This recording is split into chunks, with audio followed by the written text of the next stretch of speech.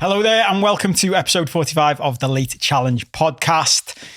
This week we're going to talk about what's more important in football, easy for you to say, winning or the perception around it and the belief in the project. We'll do Robbo's Fact of the Week and we'll talk about reality TV shows and anything else we want to talk about as usual.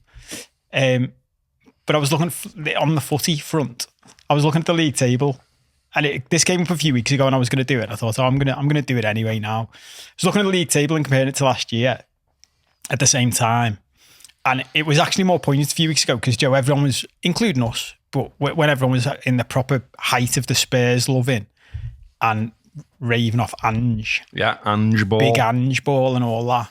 And have you seen the tweet that's gone semi-viral about him? Sorry to interrupt the I thought it was quite funny.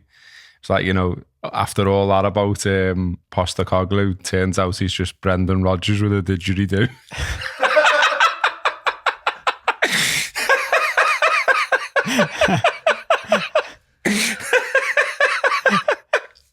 Nice. I like it. I thought it was funny. It's good, that. I have different levels of, do you have that? I have different levels of laughter. And I've realised this. I've often thought this. Do you know, I don't know, I feel like we've said this on a show before. Do you know when sometimes when comedians are doing set and like the peak of a comedian's joke is everyone claps. And I always think if you're a comedian, be like, don't clap, just laugh harder. Yeah, buzz off it. I just want you to laugh more. Yeah. My highest level of laughter is silence. Like I do like a silent laugh. Which is shit, isn't it? Was that just to say I was laughing. I did find it funny, lad, yeah. I was laughing for the audio people. Yeah, it was funny. But anyway, didgeridoos aside. Yeah, they were like when everyone was raving off him, and I looked at the table from last year and they had fewer points and they were in a worse position. Like Conte was literally better than him at the same stage last season. And the game weeks were different last year, obviously, which threw me out when I was looking it up because of the World Cup. But after 16 games last year, they had 30 points. And after 16 games this year, they've got 30 points. And 17 now, isn't it? And they still got 30 points? No, I think I updated that this morning. Oh, did you? Yeah. And then I was just looking at everyone else, and United are only 5 points worse off than they were last year, but it feels a lot worse. They're only 6 behind City now. They're only 3 behind before the weekend calamity.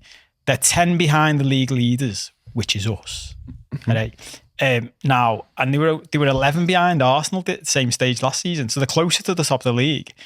Arsenal are 7 points worse off than they were last year, but everywhere I'm hearing anyone talk about Arsenal, people are talking like they're more likely to win the league because they're solid. And then City are only 3 points worse off than they were this time last year. And Pep reminded everyone I heard at the weekend that they were 10 behind Arsenal at one point last year. Obviously, us and Villa are much better than we were. And it just got me thinking, like, it's funny, isn't it? Like, what's the score? Like, everyone talks about football being a results business and it's all about winning. But is that just bollocks then? Because is perception actually more important than anything? Well, I think it is, isn't it? Because I was listening to, Tottenham have had a terrible recent run, haven't they? There is, of course, like they've had injuries and all that kind of stuff, and you've got to you're supposed to take that into consideration. But even that, it depends, doesn't it? Like, it depends who the manager is and like what the that's what I was going to say, decide. yeah. Because I was listening to it, I still enjoy, I'm still old school, and that although I can't ever watch all the matches on the telly, sometimes just like to listen to one on the radio. I just like it. I like that. I think it's a different experience, and I just think like some of the commentators we got. There's been a lot of commentator chat over the weekend, but we're not talking about that arsehole, are we? Which one? Joey Barton. We can throw it in if you want. I'm sick of him. I actually meant to say throw in a little. Because you can do a free trial for our Patreon, do a plug now. We did a show all about Joey Barton a few weeks ago, didn't we? We labelled him a football knobhead. So if you are still interested, I love the way he's just proved us right in like incredible. I mean, I only watched the 30 seconds of the interview you sent to me that was on Twitter. He's been his Twitter game is just being an absolute joke over the weekend and everything. I mean, the conclusion seems to be he's got a podcast coming out, so he's decided to be controversial. But fucking hell. But no, ignoring that tit. Like Five Live, like, John Murray and people like that, and Dano and all of those type of people. I love how they like paint the pictures of the game and all that. I think it's like a real skill. But anyway, they were talking about the Tottenham game, And they were basically saying like the vibe is still good, do you know what I mean? Despite the run, and obviously they got a result this weekend, so it's going to be good anyway. But this was pre-match, and they were saying it still feels like people are excited in the ground. They're excited by the brand of football, which is all anyone keeps talking about when it comes to Postecoglou. Whereas the other fella was like continually griping, wasn't he, Conte? And also he's quite a defensive coach, but he was always having a go at the owners and the and what's he called? The fella who never spends any money, but does spend money really. But you know what I mean? He was constantly moaning, wasn't he, and griping, and was like a negative fella. Whereas Postecoglou, although seems to have gone a little bit darker and more turned into like evil version of himself compared to when he first arrived. That change has happened quick, hasn't it? Yeah, it's like on Superman when there's like the good Superman and the bad one. Yeah, because I just think like he seems to be like snarling like reporters a bit now and stuff like that. Well, that transition for him, maybe it is an age thing, because I was thinking that transition for him has happened in the space of a few weeks or months, and Klopp's has happened over a space of a few years, hasn't it? Yeah. Like if you compare, we've said this before on a Liverpool show, I think, but if you compare Klopp to when he started to now, did you see the clip of him? This may be better for our Liverpool show, but we'll throw it in now because of the context. Did you see the clip of him post-match against Sheffield United, with the pitch side interview? Yeah, about the 12:30. Yeah. And when you're like, fucking hell, mate, you are not one bit arsed anymore that this is the most uncomfortable thing in the world right now. He's really sick, isn't he, of like that being like a bit of a piss take thing when he seriously thinks it isn't. But don't you think it's a bit mad that, like, I think in fairness to the interviewer, so for anyone who didn't see it, the interviewer on a pitch side interview, Steve McManaman was next to him, an ex-Sheffield United player, I don't know who it was. Billy Sharp. Was Billy Sharp, yeah. And then the presenter for Prime, who I don't know who he is, they were talking, getting on fine. And then he just threw in, the comment he made was something like, and he was being sarcastic, wasn't he? Your favourite kickoff time you've got just coming no up. Need to mention it though. Yeah, but my sympathy for him was, what he was basically doing is using Klopp's own joke from the week before. Because Klopp used that joke, didn't he, in the week before? He was like, I'm just going to start saying it's my favourite kickoff time now because you can all shut up. And I think that's the angle the fella was going at. Like, he thought Klopp was going to go, I know, yeah, fucking favourite kickoff time. And instead he was like, absolutely furious with him, wasn't he? Like, he looked like he wanted to knock him out. Yeah. But that transition for Klopp, at the point the relevance is, has happened over years. Whereas Postecoglou's, it's like within a couple of months, he's gone, nah, I'm not doing this anymore. Well, I've just looked it up here. Obviously lost to Chelsea, lost to Wolves, lost to Villa, drew with City, and then lost to West Ham, and then they've got it back on track with a 4-1 at the weekend. I mean, to be fair, in that game, like, I didn't watch the game, I've seen the highlights, like, but they were saying on the radio, like, he's gone balls out here again, like, he's not going like, we've lost 4 and drawn 1. He's like, I'm going to use what I've got to go for he's it. fucking mental, isn't he? And then they've gone for it and won 4-1. So, look, ultimately, I mean, like, it's both, isn't it? Like, should you entertain or should you go for results? But it's got to be both, hasn't it? Ultimately.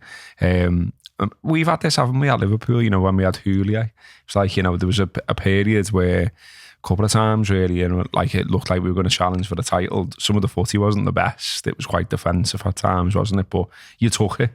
And I think that's what you had with Conte when, in the good times, if you like, before he started having a pop at everyone left, right and centre.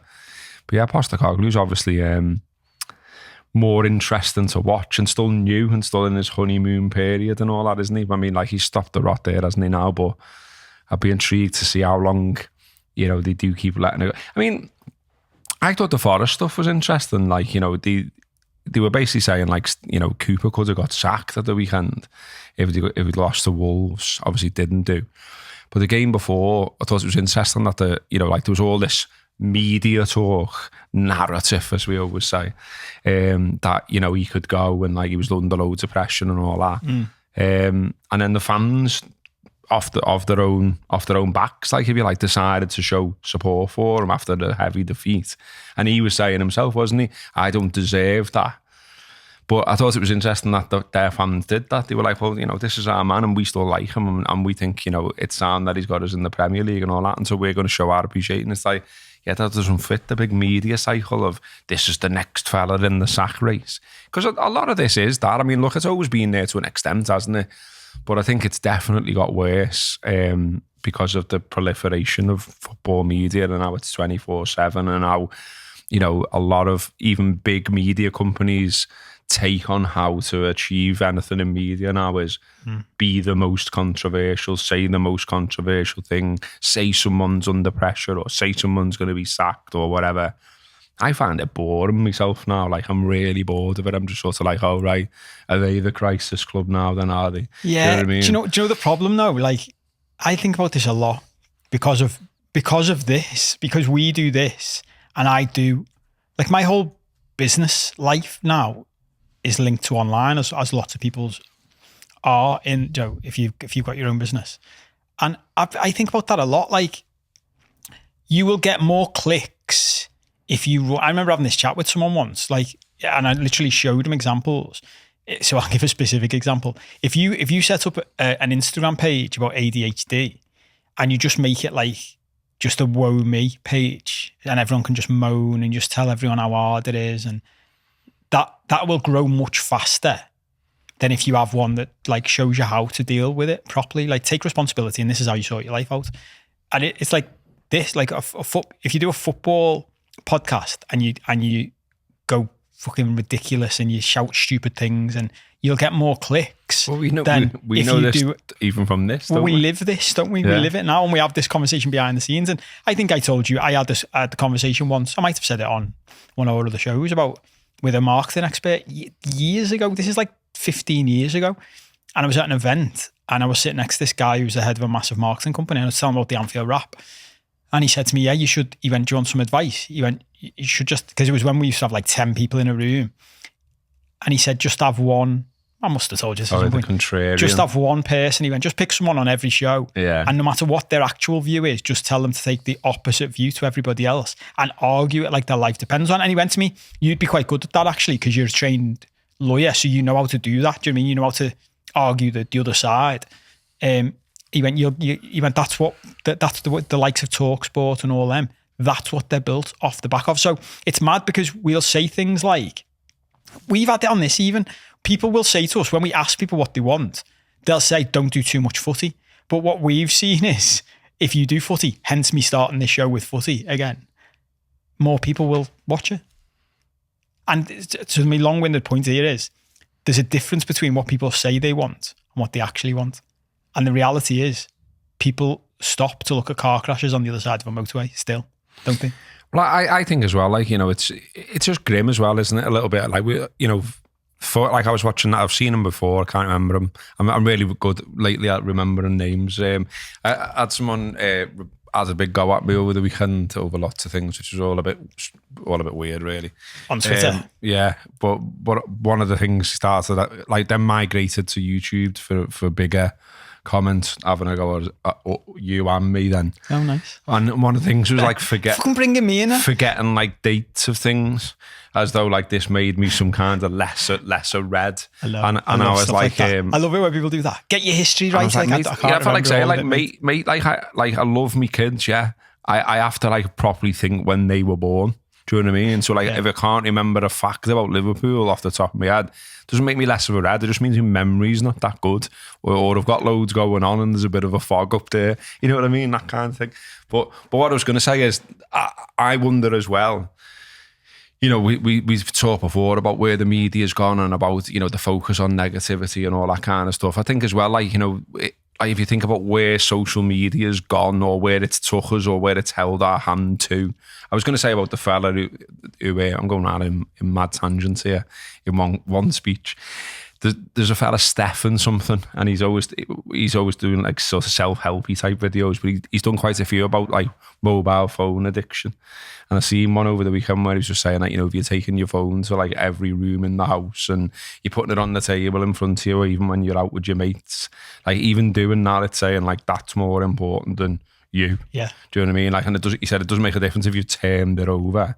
Like, it's still there. It's like literally a block. It's like you're thinking about it as you're looking at what that pit. He said, just you need to get rid. You need to leave it somewhere, put it in a bag, put it on the floor, whatever. Don't even take it out. start training yourself to get back out of it.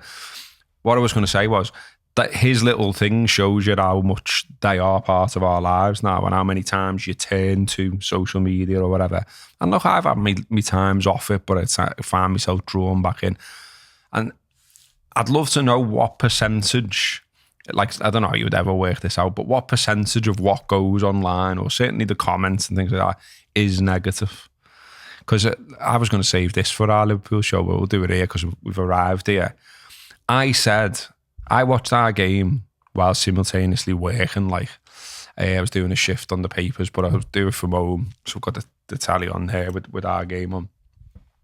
And one of my takeaways from our game, which I'm sure we'll talk about on the Liverpool show, was like Alisson's just unbelievable. Like, what a goal. And like, I just put a comment along the lines of like, it's a good job we've got the best goalie the club's ever had.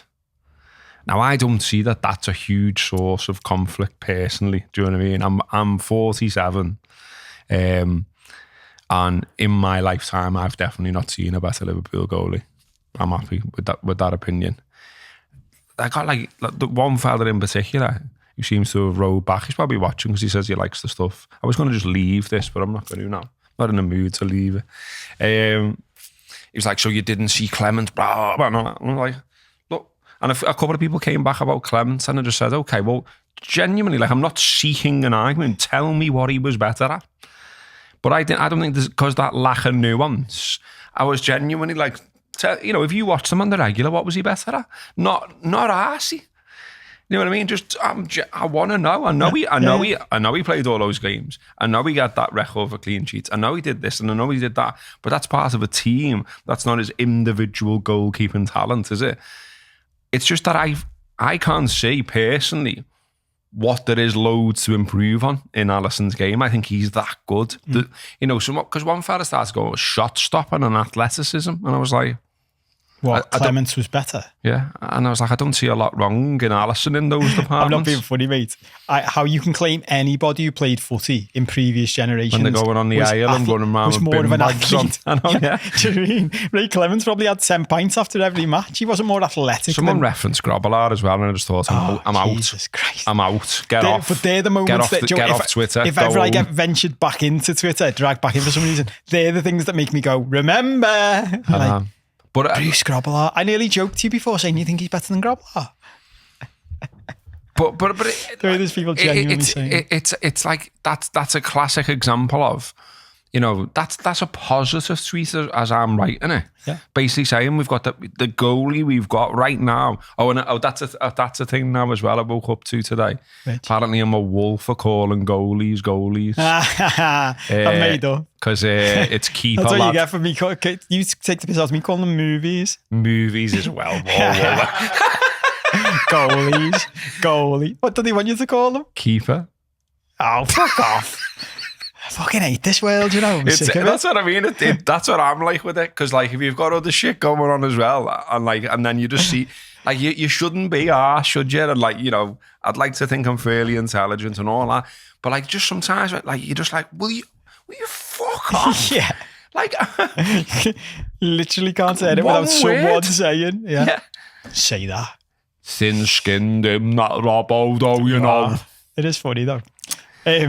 That is. I think I saw it. I think I must have seen that tweet. But that's part of why. That's part of why I think they're going hand in hand. That like, we've got to have a club that's in crisis. We've got to have a manager that's under pressure. We've got to have a player that's like I've noticed. What's the lad up front? I told you I'm shit at names this week. What's the lad up front for Chelsea that everyone's saying shite? Don't watch this podcast. All they ever do is say, what's that fella's name? Who's what? Plays up front for Chelsea. Yeah. Jackson, yeah. And so I've noticed as time's gone. Now, I'm not watching them every week. So Nicholas Jackson, yeah. I'm not watching them every week. I've seen bits of him. I thought in that game, the mad one against Spurs. He scored loads and didn't he get a hat-trick in that? Yeah, but he should have scored about 10. Yeah, and he was playing against the team. He was playing against 9 men playing on the halfway line. Yeah. I could have scored in that game. That's what I mean. So, but what I've noticed about him is like the opinions are getting more and more extreme as the weeks go by. So obviously they've lost to Everton now. And it's like, I heard him described on the radio before. Well, he's not even League One standards. And I was like, come on. Is he just blagged everyone and the selling club are black and the agents are black and you've been black and you've paid, and it's like, this is what I mean about sort of dealing in extreme opinions. And when I thought, when I said what I said about Alisson, I wasn't a dealing in an extreme opinion. That's literally how highly I rate him and how good I think he is. Yeah, and reasonably so. Do you know what I mean? The mad thing about that is, but this is where, I remember hearing Gary Vee say this once about people blaming social media. He's like, it's not the fault of social media. This is people. Yeah. It's just amplifying what people are. And when you said that, think about, I've always said this about like my own family. If I go into my family and I give them good news, we will talk about that good news on average for about 30 seconds. If I go in and give them bad news, so let's give it's not a live example, but an actual example. When I went into my family and told them that I was going to leave my ex-wife, we talked about that for months. Every time I went into the mum's house, it was like, how are you? What's going on? What's she up to? Blah, blah, blah, blah, blah.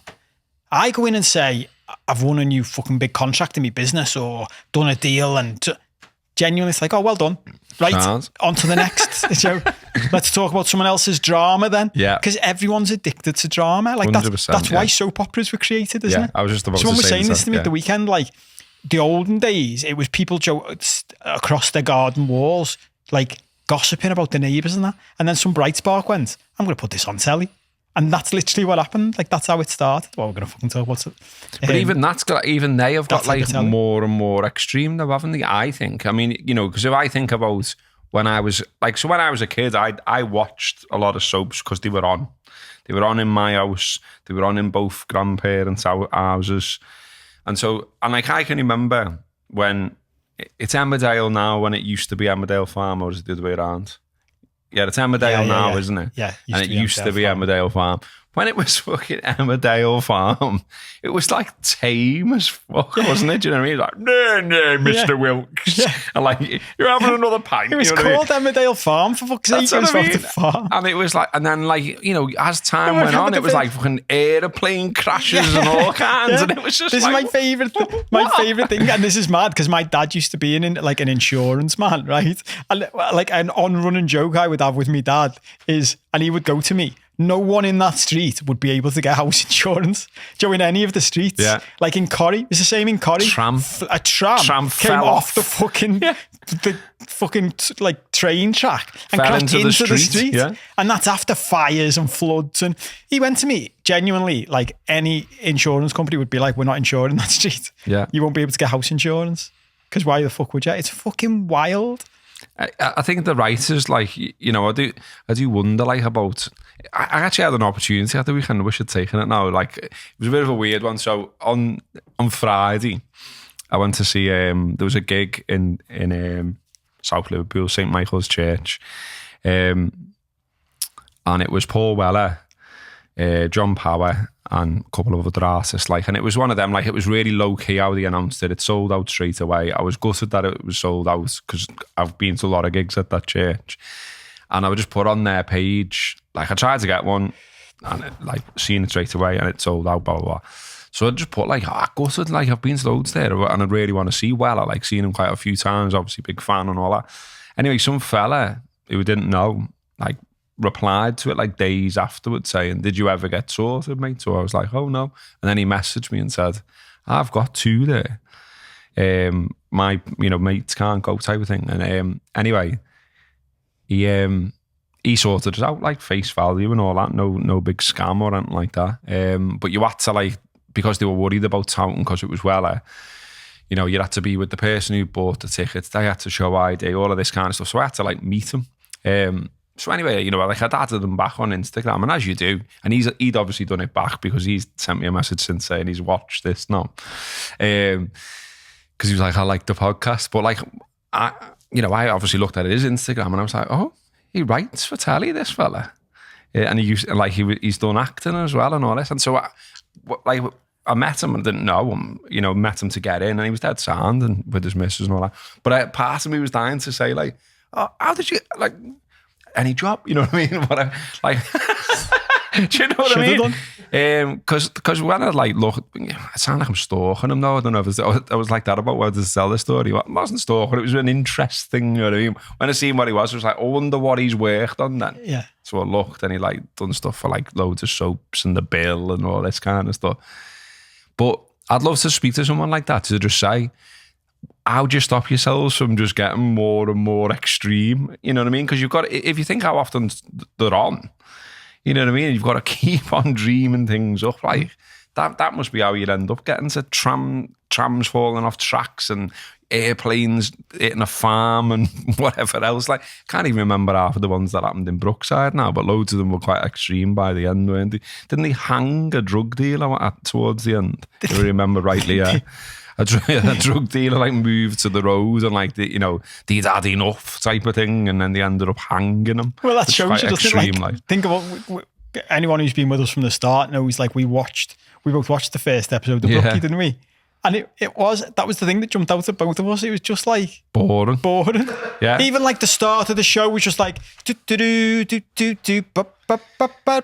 right, Jim. Yeah, this house hasn't got a bog in it, you know. Yeah. I might need to go and get a bog from somewhere. Oh, what? Are you on the game today? Might do. And you're like, fucking hell. And then a big rant about unions or whatever, wasn't it, from Bobby or whoever it was. But and you're like, you compare it to now, and it's like, Joe, we look at all this stuff, and I do it for my own other YouTube channel. It's like, yeah, if you don't grab people in the first 3 seconds in which they're watching a video, then they won't carry on watching. You're like, fucking hell. I was watching this thing the other day about like the number of cuts at the start of Joe, a YouTube video, and it was like there was like 60 cuts in the first like minute of this YouTube video. And it was like, that's how it's gone viral. It's just like your face, your brain's getting bombarded. And I think I might have said to you, like, when I'm watching, it's funny when you watch someone else watching a phone, like the kids will have the phone right up against their face, and you can see the lights flashing in their eyes. Yeah. And it's like fucking hypnosis. But this is all part of the same thing, isn't it? It's like, think of over from Brookie. Brookie's gone from episode 1 to hanging a drug dealer in the fucking street. You're like, that's a fucking... Yeah, and like burying your husband under the patio. Burying someone under the patio. But that is... We think about it for us coming up with content for these shows. Yeah. Like once a week now, we've got 3 shows. Granger, even if you go back to like Granger, I had like Zamo and Smack or whatever and all that, and it was like... Yeah. Heavy. But it must be the same, mustn't it? And they've got a team of writers, obviously, which makes it easier, but they must be sitting around sometimes going, right, what are we going to do? And someone's going to go, big fire. Like, nope, we did one of that. We did that 2 years ago. Can't do that one. All right. Murder. There was a cult on Brookside as well, wasn't there? Remember that? Yeah. Was there? Yeah. I might start a cult. What will it be? Don't know yet. I'm quite interested in getting involved in... I don't want to say this out loud, and I'll have to say it out loud now because I've started the sentence. Started till finished. But I don't want it to come back to get me with evidence, but it can be the hiding in plain sight thing. Quite interested in starting like becoming a criminal. Do you know when like doing a bank robbery or something? All right. Interesting. That'd be fun. Something to do. I'll start sounding people out to do this podcast with them. Shall I? Yeah. You can probably do them from inside now, can you? Do you reckon they'd let you do a podcast from inside? Yeah. I was going to actually talk about, like, because we're talking about it, what we've ended up doing with this podcast and what we've ended up doing with the titles, because, we were like, oh, well, is it working? Is it worth carrying on with almost, weren't we, at one point? Then we did more footy and the numbers went up. And then, but like, when I was just looking through the list and I was like, even though I'm on here saying, like, it does my head in that extra mile, I was just laughing at the fact that, and I wrote this, is AI going to kill us? Yeah. No. Right, I'm like, honestly, we sit here and I'm like, we're part of the problem. I always say this to people, like, and I don't exclude myself Survive from this. Or die. I am part of I'm going to you, we should put a picture of the Terminator on that thumbnail. Yeah. Yeah. Why? Think about what we're actually talking about. We're talking about on that show, we're talking about ChatGPT, the most boring fucking AI this world has ever known. And our thumbnail is AI going to kill us with a picture of the Terminator? But what's annoying here that I've only just noticed as well is that YouTube's like So we got the ads turned on, didn't we? Like fairly recently, like, and so we're making a little bit of revenue off the YouTube channel now, which is good, and hopefully contributes to us being able to keep the thing going. And but I've just noticed that one of the most popular videos we did, which was Imagine being Everton, it's been downgraded for ad suitability, and the monetization's limited on it. Oh, why? It just says we've detected violations of our advertiser-friendly content guidelines. I don't think we were particularly like sweary or harsh or said anything mad. I've taken over from you. But Joe, before we handed over the posting of the clips to me, I did start doing that thing where you have to rate your own videos. Do when you put the shorts up, you have to click what the suitability for advertisers is. So like you've got to say like, is there any swearing in the first 7 seconds? Is there this? Is there that? And it does the same thing. It restricts it for. Well, maybe it's that then. Maybe the intro or something. We're swearing too much. Sweary in the intro or something. But it's mad, that, isn't it? I had this argument with LinkedIn once last year. I ran an advert on LinkedIn to go to a landing page where it was advertising a course, and they told me I couldn't do it. I got a thing saying you can't do that, and I was like, why? And they were like, there's profanity on your landing page, and I said, there's profanity. Like emailing this person who worked for LinkedIn, said, yeah, it's and I looked, and I'd used the word bullshit. Someone had said like about my course, like it's straight to the point. There's no bullshit in a positive way. Yeah, and LinkedIn were like, you can't say that. And I was like, isn't LinkedIn a platform for adults? It's not for children, is it? And they were like, no, it's for adults. And I was like, you think adults are going to be upset by the fact I've used the word bullshit in it? And they're like, you can't use it. And I was like, this is just fucking mental. And they said, stop swearing at me. And they banned you, yeah. Then they blamed me. Yeah, so, no, it's mate. I mean, I could go on about that shit all day. But trying to shut me Mac up. Yeah, well, it was funny because this is actually a segue into I was going to talk about reality TV shows and stuff because that's come up. Well, I'm a Celebrity finished yesterday, but you told me do you usually watch it? I have watched it, but I can't say like I've watched it in any recent, formations of it in any recent years. I'm sort of it wasn't just because of Farage. No, but I made sure I didn't watch it knowing he was on. Because of him. Because someone told me it's the lowest ratings it's had because he was on. Yeah, absolute bell. And me elder kids watched it, and because they were like, oh, such and such, and they were going, oh, Bellew's funny and Bellew's sound and all this and blah blah blah. And I was like, yeah, but he's still in there. And then and they were like, and I don't mind the Fred fella, like he's all right, he's sound like. And I said that to my daughter, like, and she said, oh, he had a go at Farage. And I said, about his politics. And she was like, yeah, that like got stuck in. Stuck into him, yeah. And I was like, oh, it's right. Yeah. It's like, so I've still got it in my head that I might look that clip up because I'll probably enjoy it. But I mean, look, the fact that I didn't watch it, as I say, because of him. And the fact that he's already now dictating the terms that he would stand as a Tory MP. Is he? Yeah. Tells you everything you need to know, doesn't it? Like, we went in there to try and appeal to a different subsection of society, I guess. And the thing about him was because I did watch it, and there was no hiding. Like he was being him. He was very what's the word? Transparent about what he was doing. Like it was dead funny at the beginning. People were taking the piss out of him inside the camp because he kept saying like, you should want to do the try. It's funny, again, we were saying this before we started recording here, wasn't it? Watching the change in people over time. Like it's 3 weeks they're in the jungle, but it's like they're in there. It's like sometimes you think they've been in there for fucking 6 years, the way they're talking. And so time must be, I've been in situations like that where time becomes this weird, like distorted thing. But at the beginning, he was like going to them, you want to do the trials because you get 25% of the airtime if you do the trials. But then by the end, yeah, I know, and everyone was taking the piss out of him. But by the end, he was like, you could tell he was swerving it a bit more because he was like, oh, fuck this.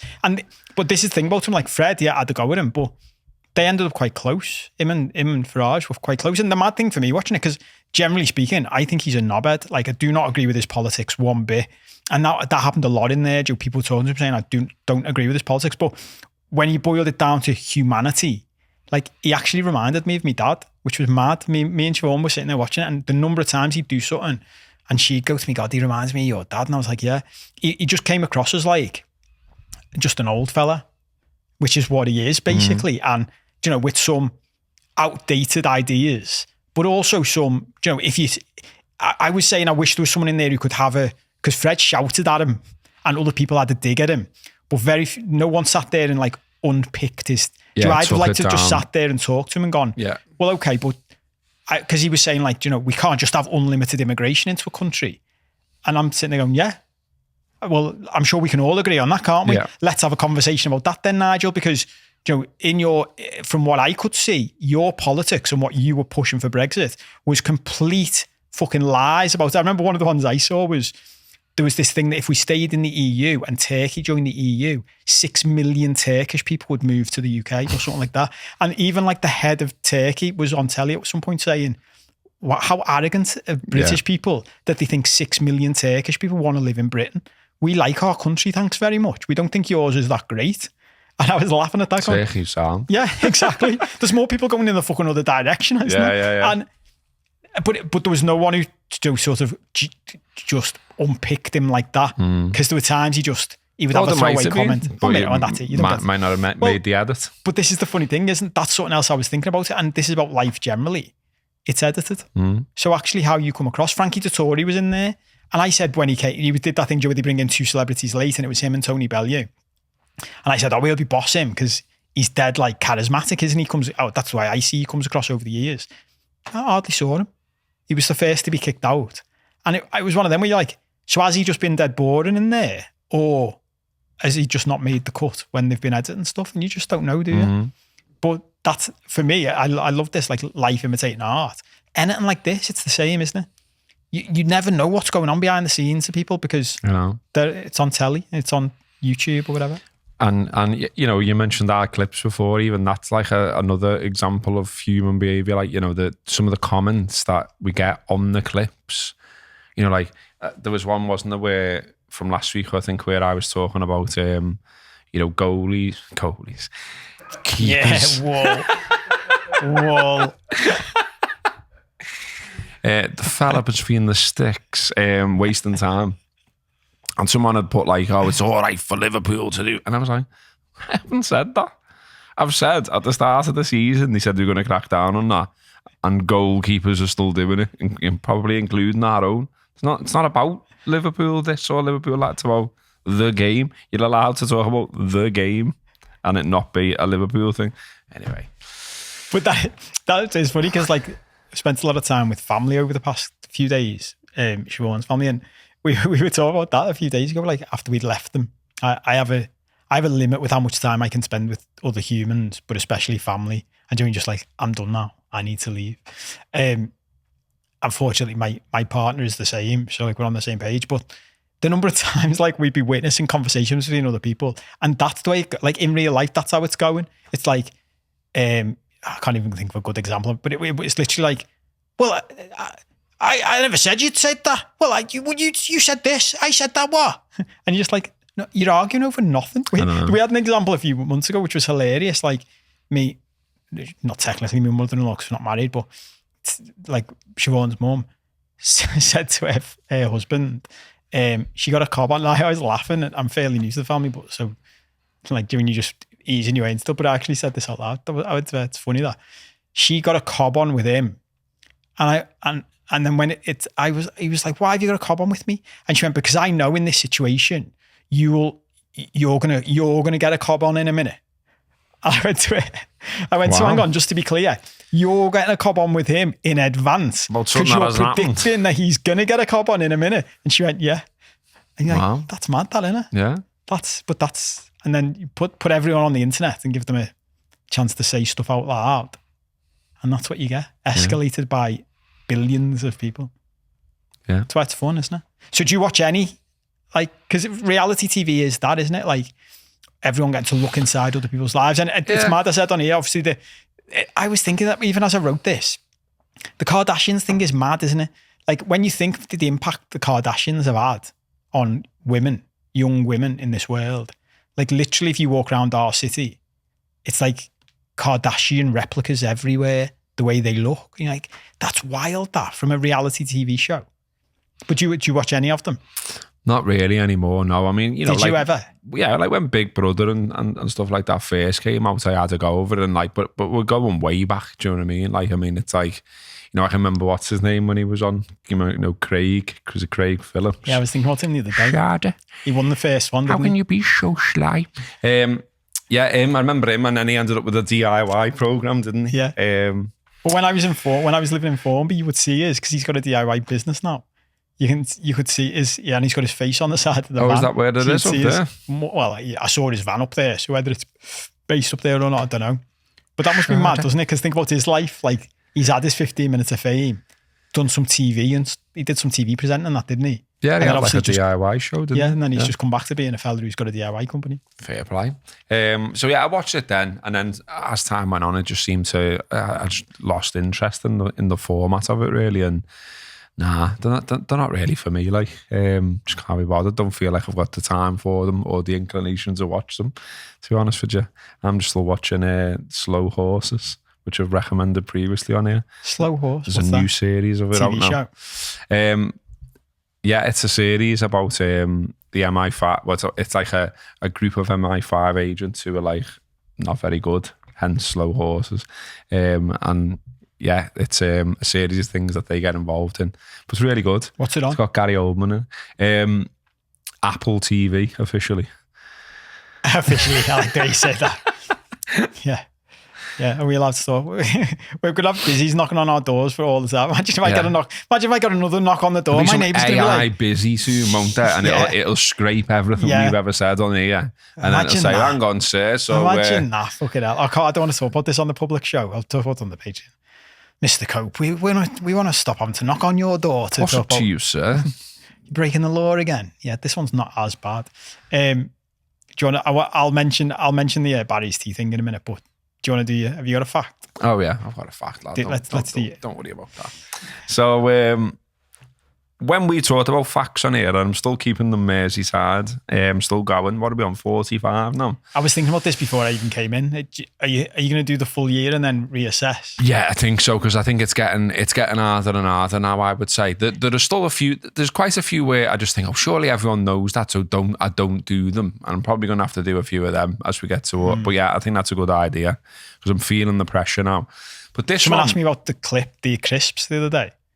What, whether they were coming back? No, she was like, didn't you used to do a thing about the crisps? Why did you stop? And I was like, well, didn't you try something else after that? I was like, yeah. Someone suggested like a Christmas special, didn't they? Because you can get like pigs in blankets flavour and all that. So like we could bring the crisps back for the Christmas special. So if people are into that idea and they want us to do it, comment and we might do it, mightn't we? But yeah, this week, like we've along the journey of doing this and reading out these facts and all that, there's been a few like world firsts and big things, and you always say, don't you, shouldn't we be boasting about this a bit more, or shouldn't it say somewhere that this happened or whatever? So with you being a massive whirl lad now, I wondered how much you knew about. I mean, a lot of the facts have ended up being about over there, haven't they? Yeah. And so this is kind of another one, really, and I think it's going to be quite close to like your I don't know if you mind me saying where you roughly are. Liso is roughly where you are. Yeah, pretty much. Yeah. So are you far? It's technically Morton, but it's one of them where you're like, I reckon it's one of them where like the people who want to be higher up in the world, like it's Morton, and you're like, well, you can basically see Liso Castle from our house, so. It always makes me laugh, all that blag where people make up names. And I'm not from Kirby, I'm from Melling Mount. Oh, yeah. Come on. Yeah. Melling Mount. We had someone, mate of ours years ago. Sounds like something off at live in Egbert. No, animal isn't documentary. It Garston? No, and the Melling Mounts. Yeah. So people are weird, aren't they? Yeah. Like life's wild.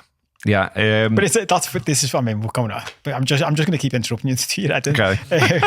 Yeah, and because people keep saying, have you noticed? There's been a couple of comments saying, "Is it just me or is Robbo interrupting Copey?" And then people have said it the other way around as well. They? And it's just like, well, this is good. They're going to get it more this week. Do you want us to take a turn, like hold a little thing up? I want to speak. Yeah, we should have a talking stick. Should we get one of them, like you're doing, like therapy? Get us one for Crimbo. Yeah. I forgot what I was saying now. Oh, someone said, doing like, if you say, when you're saying things like, when you say you live by a castle, It sounds quite grand, that, doesn't it? So It's do not. you? Yeah, Oh, Liso no. Castle. No, that's what I was going to ask you. Are you near Liso Lighthouse then? Is that far? Yeah, close, yeah. Close, I yeah. walked up to it last week. Do you know any facts about it? No, go on. Or about that area? Or No. what might have happened I there? can That tell might you be a world I first. can tell you some facts, but they wouldn't be very interesting. Any Go on. world first that you think happened there? No, go on, tell me. So the world's first hovercraft went from there. Really? See? Fucking Hey? easy, eh? These See, fucking it's Dylan's made fucking up with sound, that. this, There's isn't a it? gasp Here then. we go. Hey. There was a gasp in the background. Yeah. The world's first Yeah. hovercraft went from fucking What's bad about this, though? Liso. You could just make this shit up. I often do that, but go on. So yeah, it ferried up to 24 passengers at speeds of 70 mile an hour across the choppy seas from Wallasey to Rhyl in just 30 minutes.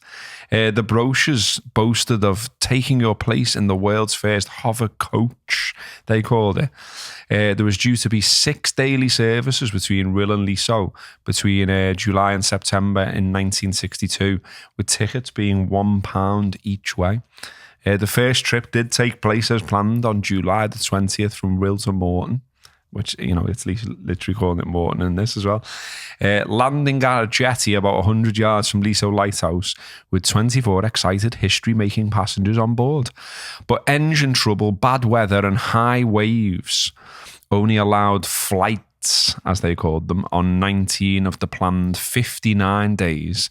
And then ultimately a storm tore the 110-ton Vickers Armstrong VA3 craft from its moorings in Rhyl and smashed it against the seawall.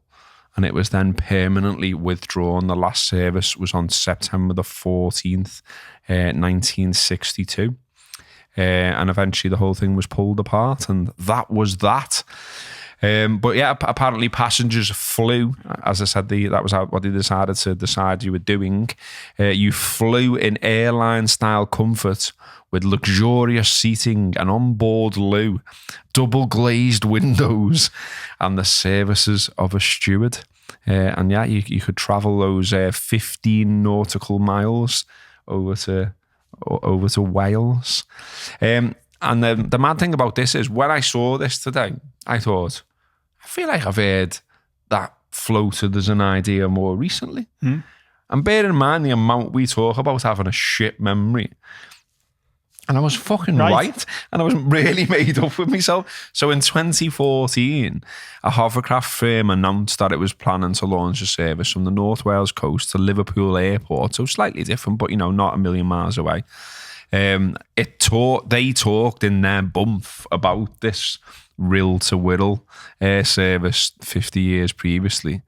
They were granted some draft licenses by Denbighshire Council to operate crossings, and then nothing seems to have happened since. Although I'm sure I've heard it floated again more recently, because a lot of people were talking about the cancellation of some of the ferry services to Ireland and things like that. And then someone said to me, definitely, there's talk of a hovercraft to Wales again. And I was like, oh. But yeah, so another world first for the mighty Merseyside, lad, and it's right on your doorstep. We need to start sorting up, don't we? Like, what's the Wirral versus Liverpool doing? Also, we've probably missed all the print deadlines now. We should have made like Robbo's Fact of the Week book, brought to you by the Lake Challenge. For Christmas. It could have been like a Stockholm fella, couldn't it? Probably would have had to pay some royalties to that Ken Pye fella, though, wouldn't we? Rip this book off. It's basically, someone would get him it for Christmas. He'd be like, "This is my fucking book. Who's put a different cover on my book? Who's this Robbo prick?" Remember, told you one of my mates did that to me in uni. What? Sitting in the back of a taxi. Ripped your work on? Literally sitting in the back of a taxi, right? And he was a dead funny lad, and he used to he just had so many stories. And we were sitting in the back of the taxi on the way into town once for a night out, and he's telling me the story, and I'm sitting there thinking, it sounds fucking familiar, this story. Like, that sounds really... And I was already half bevied. And he just carried on telling it. And I just suddenly looked at him and went, "That's my fucking story." And he went, "What?" And I went, "That's my story. You're telling my story. I told you this story months ago. That happened to me, not you." And he just started laughing. And I went, "What the fuck is this?" And he went, "I'll let you in on a little secret." He went, "You know the way when you hear someone else's story and it's funny?" He He went, whenever anyone else tells that story, they say like, oh, me mate did this. He went, but I always think it's just not as good if you say me mate did it. So he went, I just leave them out. And I just put me in it instead.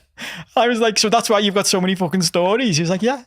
And it just so happened it come back to bite him because he brought one back to me. Absolute Walter Mitty. How good is that? Unbelievable. That's my fucking story. So yeah, I was gonna do something else, but we probably haven't got time to squeeze it in now. So we'll put it on the Patreon, which means we can do a little last couple of minutes, a little plug for the Patreon and the development of the show. We're thinking of getting some guests on and people from other podcasts and doing some collaborations and things like that. So let us know who you'd like to see and we'll do our best to get them on. We have tried. We did think because we play Man United next week. So I want to get Mark Goldbridge on to have a chat. And I forgot with everything else going on in my private life. I forgot to email them until this morning and I haven't heard back, understandably so, considering I gave him about 3 hours notice. So if you know him or just send him a few tweets. If you're out, Joe, you get on this. Tweet Mark Goldbridge and say, get on the Late Challenge podcast, mate, because I think you'd be good on that. And if you know anyone, if you've got any contacts, you've got any guests who you think would be good to have on, let us know. The Patreon is growing. You're missing out if you're not on it. It's only £1 a week for the cheapest package, and that supports everything we do. It gets you the extra content behind the paywall, but it also helps us to keep the free shows going. So if you are subscribing, thank you. You are keeping the whole ship afloat. If you're not, get on it. You are missing out. I think that'll do for this week. Any other business before we go and record our Patreon show? Yeah, just watch all the other stuff. Watch the Liverpool show live at 5 every Monday. Get on the Patreon as well. Yeah. And it's that funny. Every time you do a plug, I'm saying anything. Remember to say it's a free trial. And then when it's my turn, I forget to say it. There's a free trial. You can do a free trial with Patreon, and there's over 30 shows on there now. So you can go back through the whole back catalogue. You can go and watch our Football Knobheads show, which we've done a couple of, and one of them is Joey Barton. Nice that he has proved us. Yeah, absolutely. Maybe we should do like a second part to that. A follow-up. I just can't be bothered talking about him anymore. I can't be bothered. I can't be watching. I saw a clip of his interview with Piers Morgan, which is the one you sent to me, and it was enough to make my skin crawl a bit. Yeah. I was like, I wouldn't want to watch the whole thing. The whole thing's grim. I mean, like, just going. It's why he's doing it, isn't it?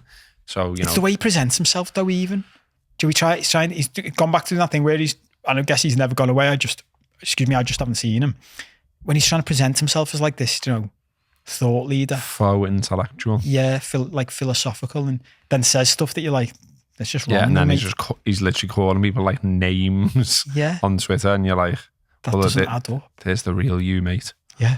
Well, it was funny. There was a lad in the jungle who was from like Made in Chelsea or something like that. I don't watch them, so I don't know. But he referenced with the thing we referenced on the show, where Joey Barton was like having a go with them all. And even he was the lad who was on it was a dead nice lad, and he was just like, we couldn't believe it. We were just like, why are you having a go at us? What's the fucking point in this? But I think he should be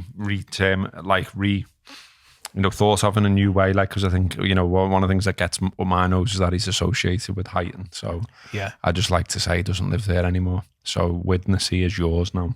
Has he moved to Widnes? Has he? That's a mad relocation, isn't it? Well, I know roughly where it is, and it's all right where it's in the countryside. Okay.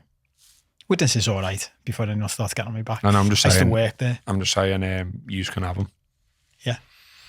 Can we do it like an official? Should we draw up some paperwork? Do you remember the joke about Widnes? Which one? My girlfriend said, "Kiss me where it smells," so I took her to Widnes. That's been the challenge. What a way to end the show. See you next week.